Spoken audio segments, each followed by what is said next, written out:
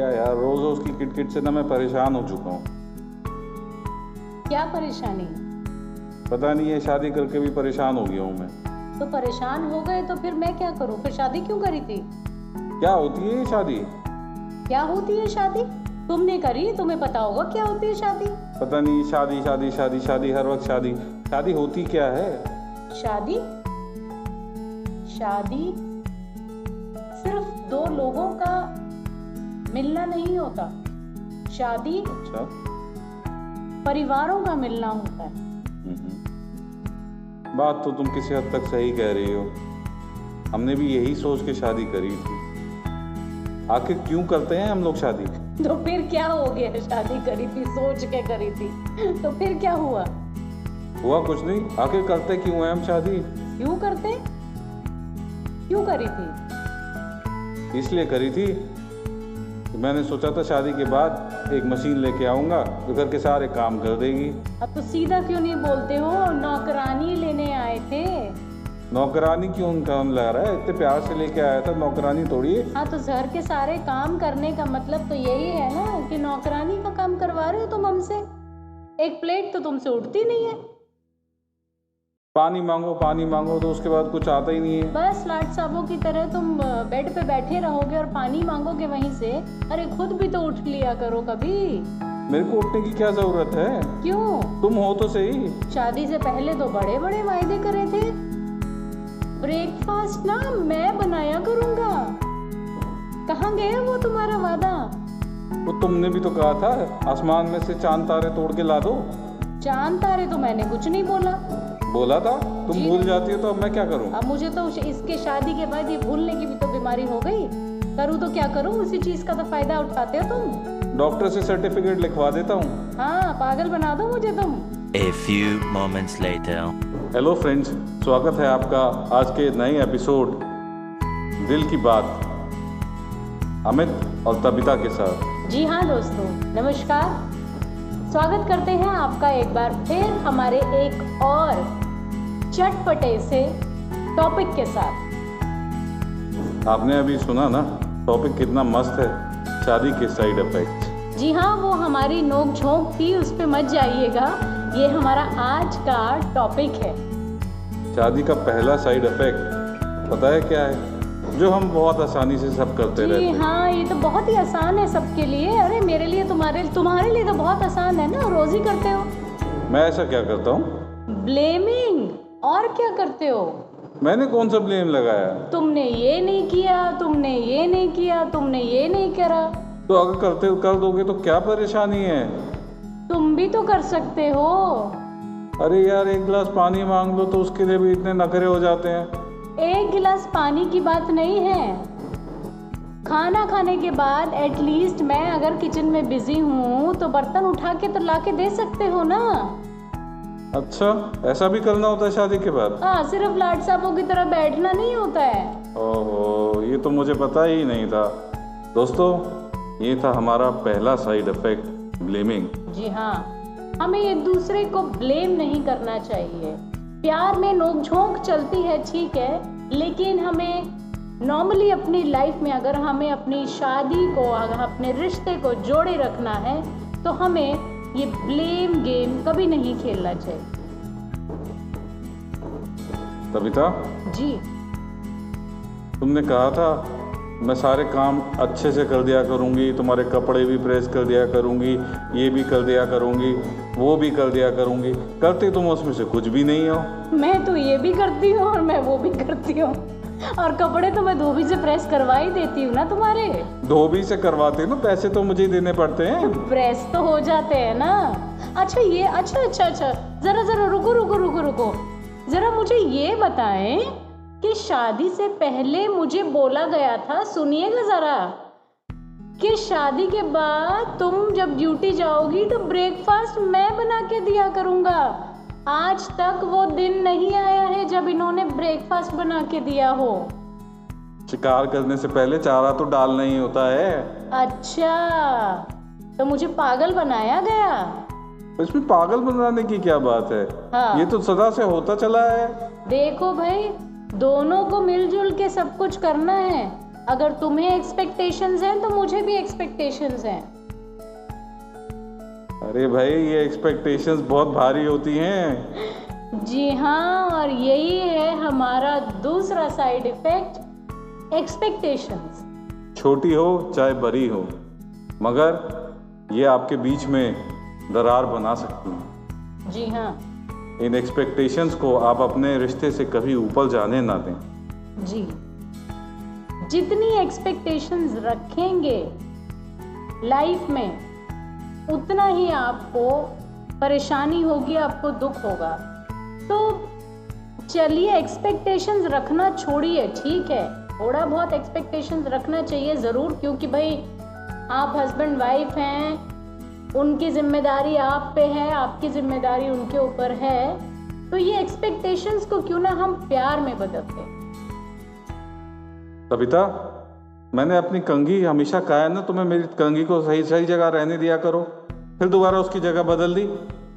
कंघी की जगह बदली नहीं है मैंने, कंघी को मैंने सही जगह पे रखा है। तुम्हारा क्या होता है, कुछ भी रखो। अरे कोई चीज कभी सही जगह पे तो रख दो अगर उठा रहे हो तो। हाँ? यार मेरी चीजें मुझे नहीं पसंद कि कोई छेड़े का मतलब नहीं है, तुम्हारी चीजें तुम सही जगह पे रखते नहीं हो, उसके बाद जब हमें रखना पड़ता है तो हमें पता है कितनी परेशानी होती है, इधर से उधर रोज सफाइयां करते रहो बस। तुम्हारी परेशानी तो ये भी हो जाती है कि तौलिए के अंदर बाल क्यों पड़ा है। बिल्कुल, तौलिए को अच्छे से झाड़ के रखो भाई, और बाल बना रहे हो तो बाहर जाके बनाओ बाल, सारे जमीन में बाल बिखरे होते हैं तुम्हारे। तो अब क्या करूं, मेरे जमाना ही ऐसा आ गया, मेरे सर की खेती खत्म होने वाली है। अब ये खेती खत्म हो रही है, लेकिन घर को तो साफ रखो। बस यार, रोज रोज की यही नोकझोंक होती रहती है।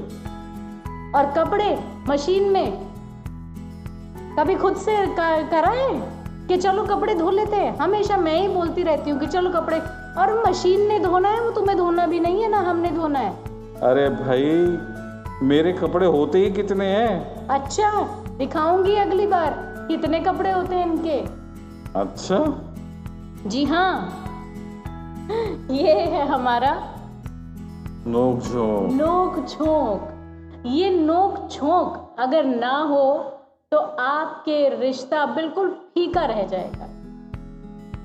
ये नोकझोंक बहुत ज़रूरी है दोस्तों। जैसा कहा जाता है, घर में दो बर्तन होंगे तो उनमें टकराव होगा ही होगा, मगर ये टकराव थोड़े टाइम के लिए अच्छा लगता है, उसको ज़रूरत से ज़्यादा ना बढ़ाएं। हो सके तो दिन ढलने तक इससे छुटकारा पाएं और अपने आप को शांत कर लें, और एक दूसरे के साथ बैठ के या एक दूसरे के साथ घूम के अपने गुस्से को शांत करें। जी, इस नोक झोंक को गुस्से तक ना बढ़ने दें, इस नोक झोंक को नोक झोंक तक ही रहने दें। क्यों अमित? बिल्कुल सही बात। तो आपकी लाइफ बहुत और बेहद प्यारे तरीके से चलती रहेगी। और एक एडवाइस है, बेलन जरूर छुपा के रखें। तो रोटी कैसे खाओगे? अरे खाना बनने के बाद छुपा दें। अच्छा, सुन लीजिए, बहुत ये एडवाइस बहुत अच्छी देते हैं। जी हाँ।